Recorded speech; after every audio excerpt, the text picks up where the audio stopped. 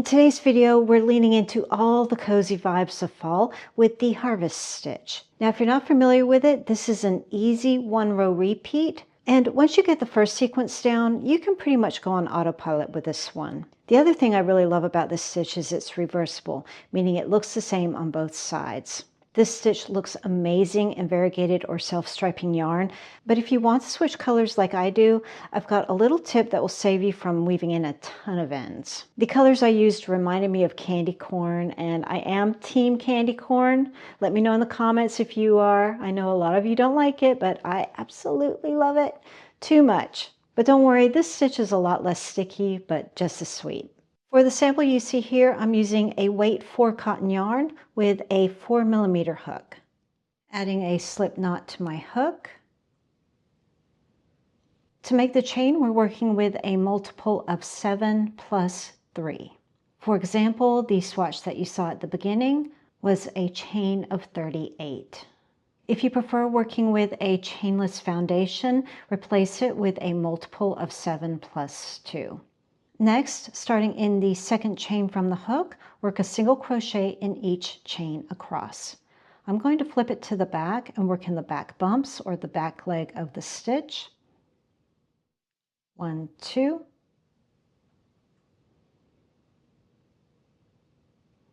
Takes a little bit longer, but I am really enjoying the look of that. But please, if you're just starting out or you don't like doing this, don't worry about it. Just work into the front of the chain like you normally would. I don't always do this, but I was just in the mood today. Double check your stitch count. Whatever you started with, you'll see one less. For example, here I started with a chain of 24, and now I have 23 single crochets. I'm going to be using standing single crochets to replace my chains, but if you don't want to do that, start with a chain 3 and turn. This is going to serve as your first double crochet. I'm going to do a standing single crochet for the very first stitch. This is going to give me a really nice straight side. To do a stacked single crochet, you may have heard it also referred to as a stacked double crochet. Turn your work, no chains, going into that very first stitch, create a single crochet. Take your hook and place it into the side leg of the single you just made. Pull through a loop. Yarn over, pull through 2. You just created another single, and that's replacing the double. Adding a double crochet into the next stitch. Throughout this sequence, we're always going to be skipping 2 stitches. Now in the following stitch, we're essentially doing a puff V-stitch. If you've never done a puff stitch, it's very easy to do. We're just yarning over and pulling up loops. I'm not a huge fan of this stitch, so I don't do a lot of them. If you've seen this stitch before, you may have seen it done with about 11 loops, or in other words, 4 yarn overs. I'm not going to be doing that. I'm only doing 3 yarn overs. This is going to give you a nice sized puff stitch. So skipping over 2 stitches, 1, 2, working in the next stitch, yarn over your hook, going into the stitch, pull the yarn through, put up nice and even with your other stitches, yarn over, go back into the stitch, pull the yarn through. One more time, yarn over, into the stitch, pull the yarn through. You should see 7 loops on your hook, yarn over, pull through the first 6. You'll have 2 loops on your hook, yarn over, and pull through those 2. And that's your puff stitch. Chain 2, working into the same stitch, yarn over, pull the yarn through,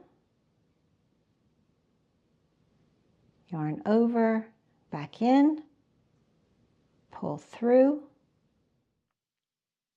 One more time, yarn over, go in, pull through.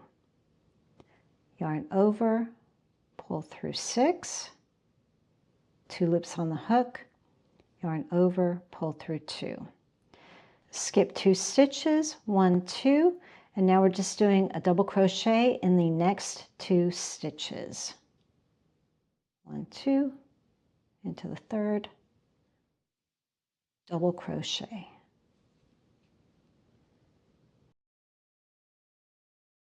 Double in the next stitch.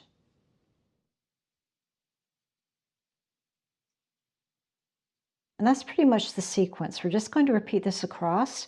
Skip 2 stitches, puff V-stitch in the next, yarn over, going into the stitch, pull the yarn through. My biggest tip here is try to make that the longest one that you do, because each time you do a yarn over, it's going to get slightly shorter, at least in my experience. So we've done 1 yarn over so far. We need to do 2 more.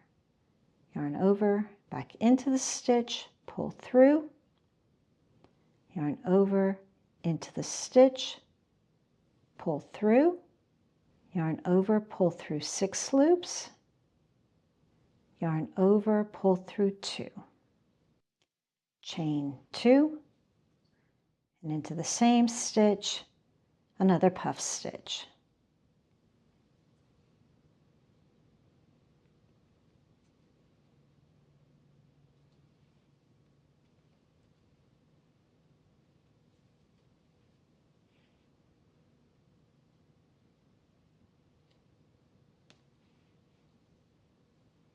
Skip 2 stitches, work a double crochet into the next 2 stitches.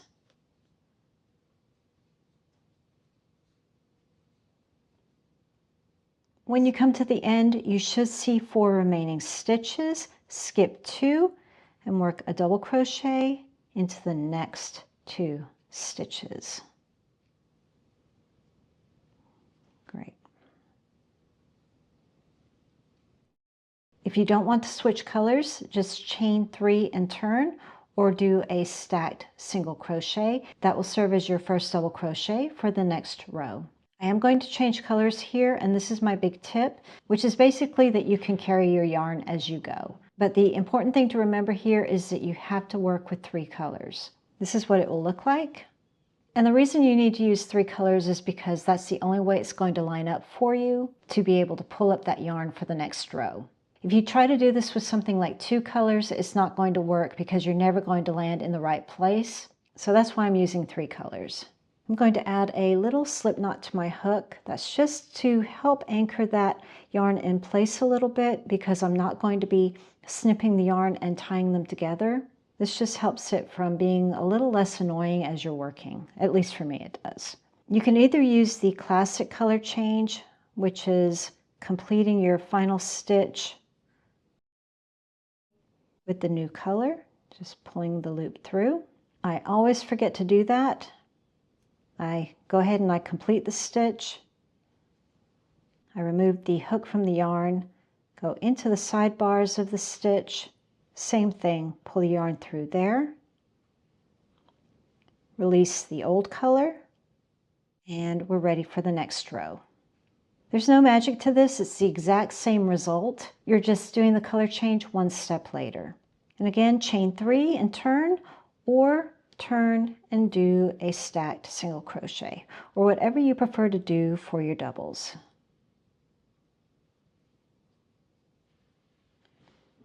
Like I mentioned before, this is your 1 row repeat. Super, super easy. Skipping over the puff stitch, we're going to be working into the chain 2 space of the puff V stitch. Create your puff.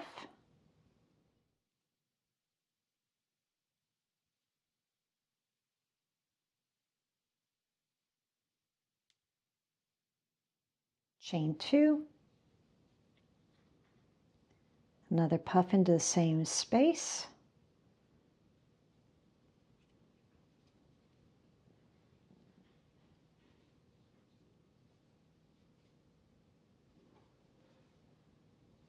Skip over the puff stitch and work a double crochet, 1 in each of the next 2 stitches, right into the tops of the previous 2 double crochets.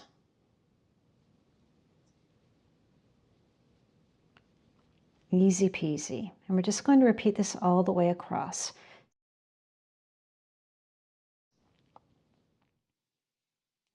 A double crochet into the final 2 doubles of the row.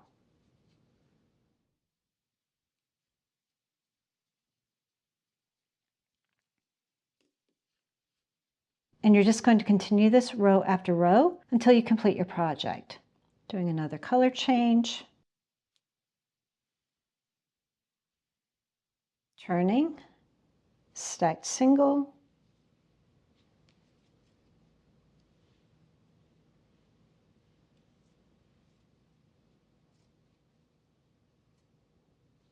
double in the next, and continuing on with the sequence. I just want to do this for you really quick so you can see how to carry your yarn. You'll see here we finished on the same side as the first row. So I'm just going to pull up that active yarn through the loop. And just be mindful of that strand of yarn. You don't want this to pull too tightly because then it's going to make everything bow. Just keep it in alignment with the rest of your stitches. Work your next row like you normally would.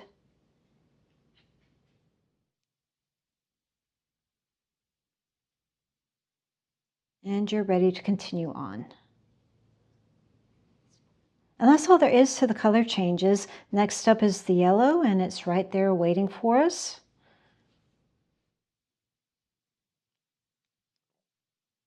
To continue on. When you come to the end, you can leave it just like this, but what I like to do is do a final row of single crochets to match the beginning where I started with a row of single crochets. If you want to do that, just remember the stitch count that you started with. So for example, I started with a single crochet row of 23, so I want to have 23 single crochets at the top to match it. And at this point, you can fasten off.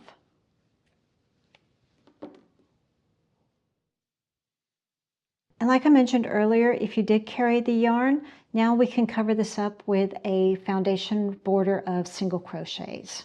If you don't know how to do that, I'll put a card right here, which will explain a little bit more how to go about that.